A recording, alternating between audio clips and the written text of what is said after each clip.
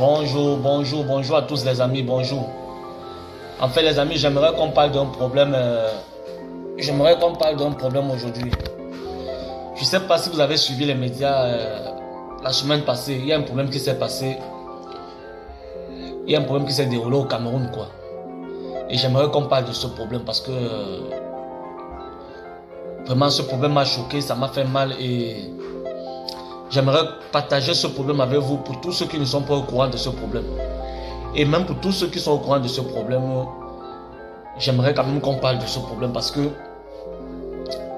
ça peut amener à sensibiliser les jeunes, à sensibiliser une catégorie de personnes. Donc c'est la raison pour laquelle j'aimerais qu'on parle de ce problème aujourd'hui quoi. Et j'aimerais qu'on essaye de bavarder sur ce problème un peu. Donc je ne sais pas si vous avez vu au Cameroun, dans les journaux, au Cameroun, il y a un jeune qui s'est fait piéger.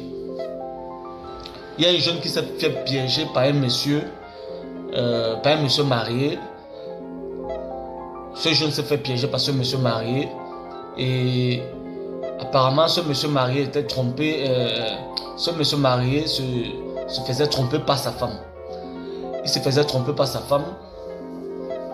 Et puisqu'il ne connaissait pas, il ne savait pas vraiment avec qui sa femme le trompe, il avait donc les soupçons sur un jeune du village quoi. Donc alors là, il allait tendre un piège à ce jeune. Il a demandé à ce jeune de se rendre chez lui, de venir l'aider à finaliser certains travaux. Ce que le jeune a fait, le jeune est venu, ils sont allés chez lui, il a ouvert la porte au jeune. Le jeune est entré dans la maison, tout, il a amené le jeune dans la chambre, je ne sais pas pour faire quoi.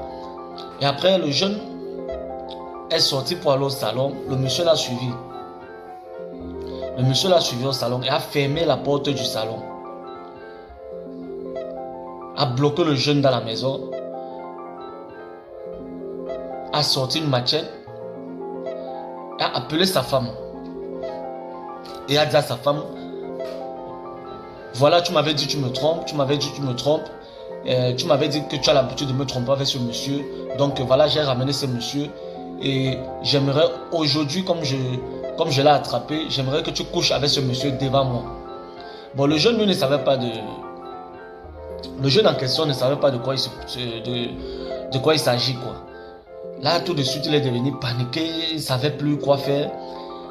Il est devenu paniqué et il s'est mis à poser la question au monsieur, quoi. Il s'est mis à poser la question à ce monsieur que, mais pourquoi toi, tu m'as ramené chez toi? Tu m'as ramené chez toi en me disant qu'il fallait que je vienne t'aider pour finaliser certains travaux chez toi. Maintenant que je suis chez toi, tu me dis que moi j'ai l'habitude de venir coucher avec ta femme quand tu n'es pas là. Moi je comprends rien. Le monsieur avait une machette à la main. Il a dit au jeune de se taire.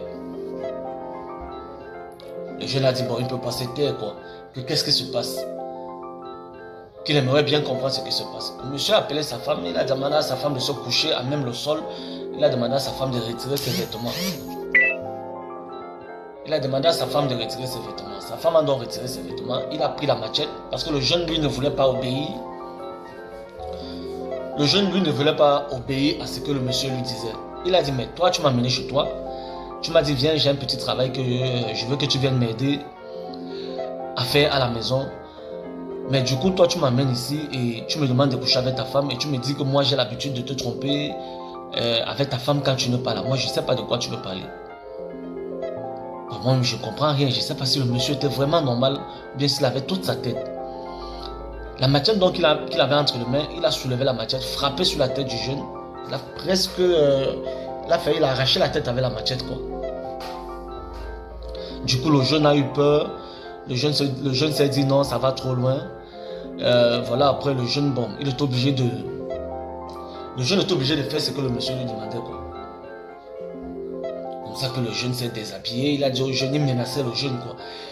À force de menacer le jeune avec la machette, il a frappé la machette à la tête, il a frappé la machette aux mains.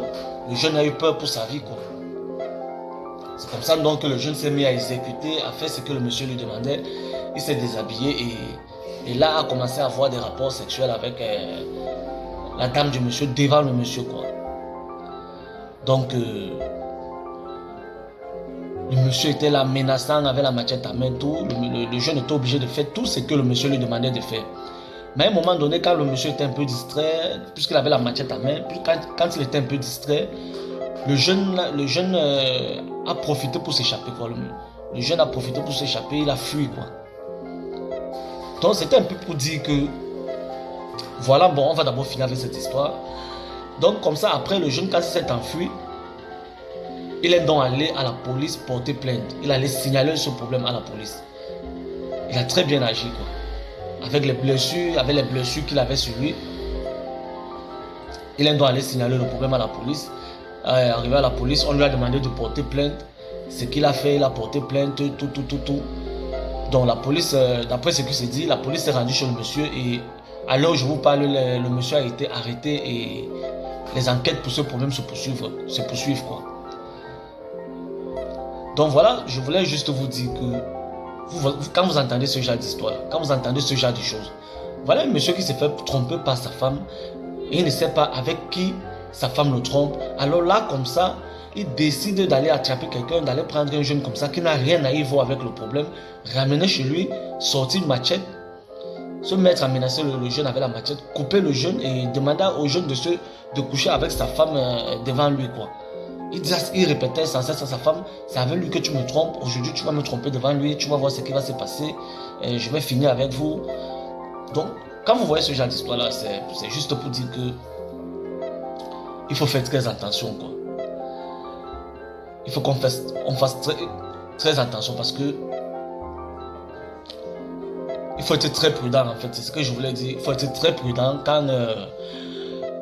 quand vous avez des amis, bien quand vous connaissez des gens qui vous demandent d'aller chez eux, d'aller faire certaines choses avec eux. Donc soyez un peu prudent quoi. Donc le jeune heureusement il a été intelligent quand le monsieur était un peu distrait avec la machette, il a profité pour s'enfuir quoi. Donc il a eu la vie sauve. Donc moi je ne sais pas ce que je peux dire par rapport à ces problèmes. Donc moi je voulais juste partager ce problème avec vous, vous faire comprendre que bon voilà, une pareille chose s'est déroulée au Cameroun et puis bon, je sais pas donc, je sais pas si c'est pas excès de jalousie que le monsieur a agi comme ça ou bien ou bien le monsieur lui-même ne jouit pas de toutes ses capacités. Ce que je veux dire bien, où le monsieur n'est pas normal quoi. Parce qu'un homme qui est normal, même si tu sais que ta femme te trompe avec quelqu'un, tu vas aller à la police porter plainte quoi. Tu vas aller à la police porter plainte et puis saisir les autorités compétentes et laisser les autorités faire leur travail quoi. Mais aller là jusqu'à prendre un innocent qui ne connaît rien, le ramener chez toi et te mettre à l'eau coupé avec la machette comme ça, c'est... Donc, je sais pas si par jalousie quoi. La question que moi je vais poser c'est: est-ce que cet acte peut être justifié? Est-ce qu'on peut dire que c'est pas amour que ce monsieur a agi ainsi?